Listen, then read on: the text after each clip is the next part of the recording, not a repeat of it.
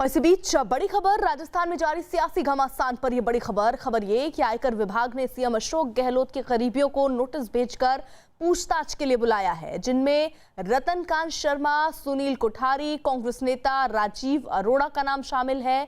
इनमें रतनकांत शर्मा को सीएम गहलोत के बेटे का नजदीकी माना जाता है। खबर है कि इन सभी के ठिकानों पर छापेमारी में आयकर विभाग को बड़ी मात्रा में गहने और कैश मिले हैं, जिसके बाद अब शिकंजा कसता हुआ नजर आ रहा है। बड़ी खबर इस वक्त की, राजस्थान के रण पर यह बड़ी खबर, सीएम गहलोत के करीबियों को नोटिस भेजकर पूछताछ के लिए बुलाया गया है, जिनमें रतनकांत शर्मा, सुनील कोठारी, कांग्रेस नेता राजीव अरोड़ा का नाम शामिल है। रतनकांत शर्मा वो जिनकी कहा जाता है कि सीएम गहलोत के बेटे से नजदीकियां हैं। खबर है कि इन सभी के ठिकानों पर जब छापेमारी हुई तो आयकर विभाग को बड़ी मात्रा में गहने और कैश बरामद हुए, जिसके बाद ये कहा जा रहा है कि ये कैश और ये गहने कहां से आए, आगे तफ्तीश के लिए नोटिस भेज दिया गया है और अब पूछताछ होगी। तो बड़ा शिकंजा यहां पर कसते हुए सीएम गहलोत के करीबियों पर यह कार्रवाई हुई है। आयकर विभाग उनसे अब पूछताछ कर सकता है, ये नोटिस भेजने की खबर सामने आई है। तो राजस्थान के रण से जुड़ी हुई जहां एक तरफ उठापटक की स्थिति वहां चल रही है, वहीं दूसरी तरफ सीबीआई का छापा भी पड़ा था, जिसमें बताया जा रहा है कि इन ठिकानों पर जिन्हें चिन्हित किया था आयकर विभाग ने, वहां से गहने और बड़ी मात्रा में कैश बरामद हुए हैं। हमारे साथ हमारे सहयोगी इस वक्त जुड़ चुके हैं, उनसे रुक करें, लेकिन उससे पहले जरा बता दें कि सीएम गहलोत के बेटे का नजदीकी भी इसमें माना जा रहा है कि एक है। भवानी हमारे साथ जुड़े हुए हैं। भवानी, क्या जानकारी मिल रही है, कब तक पूछताछ के लिए बुलाया जा सकता है? देखिए, नोटिस जारी कर दिया गया और पूछताछ के लिए इनको कह दिया गया कि उनको पेश होना है। ये जिन को नोटिस दिया गया, सबसे बड़ी बात है कि वो सब अशोक गहलोत के करीबी हैं। एक फेयरमाउंट होटल जिसके अंदर अभी सारे एमएलए को रोका गया है, बाड़ेबंदी की गई है, उसी फेयरमाउंट होटल के मालिक और अशोक गहलोत के बेहद करीबी माने जाते हैं रतनकांत शर्मा, उनको नोटिस दिया गया, उनको बुलाया गया। वहीं से 96 करोड़ इसी होटल से बरामद किए थे रेड के दौरान। दूसरे राजीव अरोड़ा को नोटिस दिया गया। राजीव अरोड़ा अशोक गहलोत के बेहद करीबी माने जाते हैं नेता, कांग्रेस नेता, वरिष्ठ उपाध्यक्ष है कांग्रेस के अंदर। तीसरे धर्मेंद्र राठौड़ को नोटिस दिया गया। धर्मेंद्र राठौड़ आज की तारीख में मुख्यमंत्री अशोक गहलोत के पॉलिटिकल सारे काम वही देखते हैं, उनको नोटिस दिया गया। जी भवानी, रहिए आप हमारे साथ। वहीं राजस्थान में विधायकों की खरीद फरोख्त के मामले में एटीएस के एसओजी और सीआईडी की टीमें आज कई जगह दबिश दे सकती हैं। जयपुर से खबर आ रही है, विधायकों की खरीद फरोख्त के मामले में फोन पर बात करने के मामले में राजस्थान पुलिस आज कई जगह छापे मारने की तैयारी में है। इस बीच एटीएस के स्पेशल ऑपरेशन ग्रुप की टीम वॉइस सैंपल के लिए अदालत पहुंच गई है। एसओजी की टीम फोन पर बातचीत करने वाले अशोक सिंह और भरत मलानी के वॉइस सैंपल लेने की इजाजत मांग रही है। भवानी हमारे साथ जुड़े हुए हैं। भवानी, ये इजाजत के लिए अब कोर्ट का दरवाजा जरूर खटखटा दिया गया है।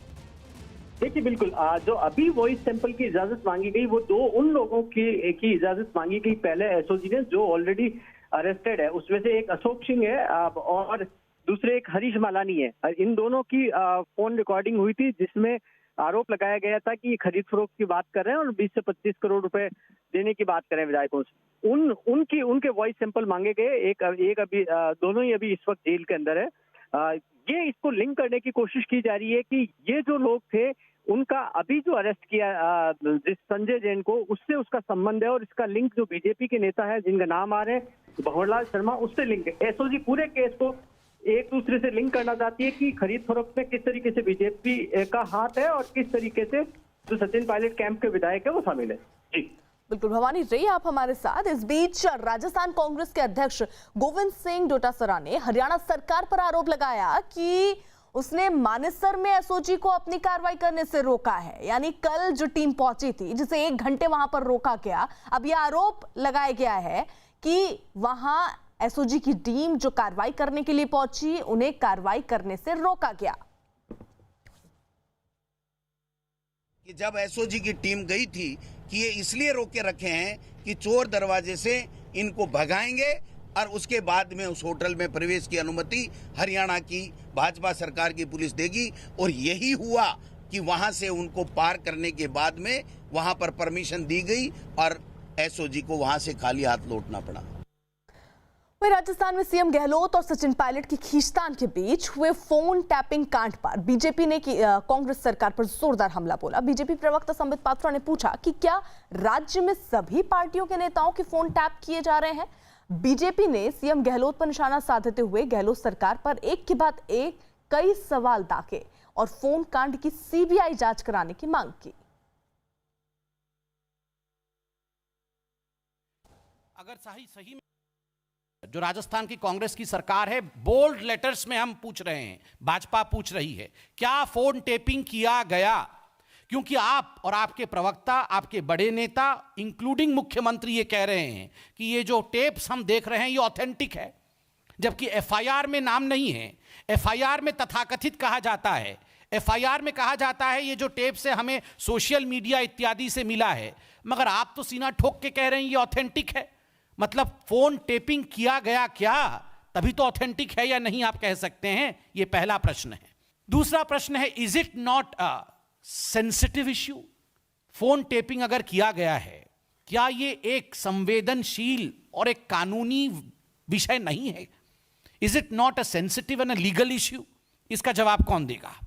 जो फोन टेपिंग होता है उसके लिए एक स्टैंडर्ड ऑपरेटिंग प्रोसीजर होता है। वो प्रोसीजर मैं लेके आया हूं, ये प्रोसीजर से आपको अवगत भी कराऊंगा। क्या ये स्टैंडर्ड ऑपरेटिंग प्रोसीजर इसको कांग्रेस की सरकार ने फॉलो किया? ये केवल भारतीय जनता पार्टी नहीं, ये भारत की जनता जानना चाहती है कि उनकी प्राइवेसी खतरे में है क्या।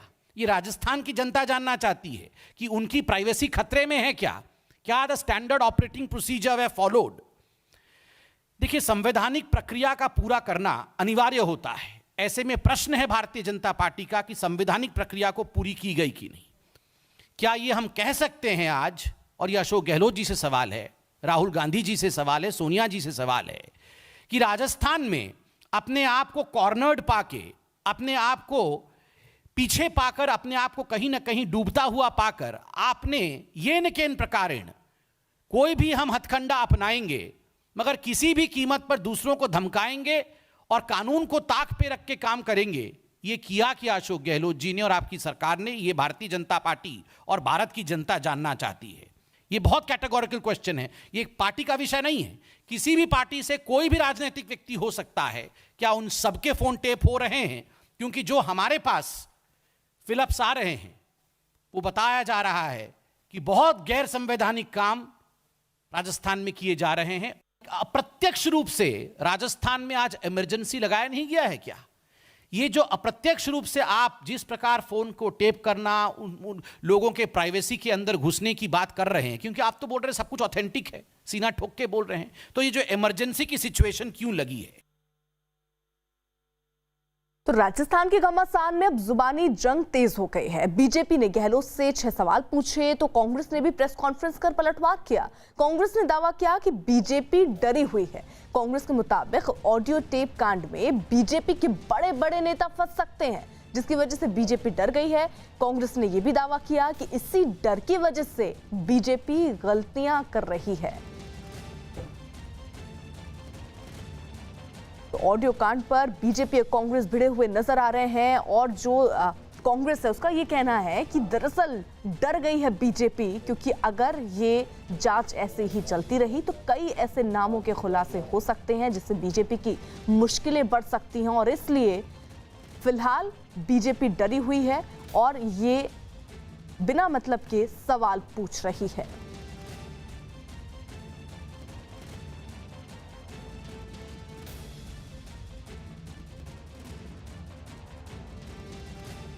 तो राजस्थान की सियासत करवट बदलती हुई बार बार नजर आ रही है। कई महत्वपूर्ण चीजें निकल रही हैं। इस बीच एक ऑडियो टेप जारी हुआ जिसमें खरीद फरोख्त के आरोप लगे, उसको लेकर बीजेपी प्रेस कॉन्फ्रेंस करती है और 6 सवाल बीजेपी के कांग्रेस के सामने रहते हैं कि क्या आधिकारिक रूप से फोन टैपिंग हुई है? अगर फोन टैपिंग हुई है तो कानूनी क्या ये विषय नहीं है?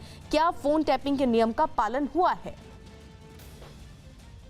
हम मानते हैं चोर डरा हुआ है, हम यह भी जानते हैं चोर क्यों डरा हुआ है।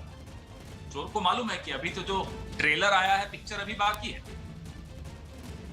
लेकिन जिस तरह से सरेआम ये स्वीकारोक्ति हुई आज सुबह कि हां चोरी हुई, हत्या हुई, संविधान को रौंदने के प्रयास हुए,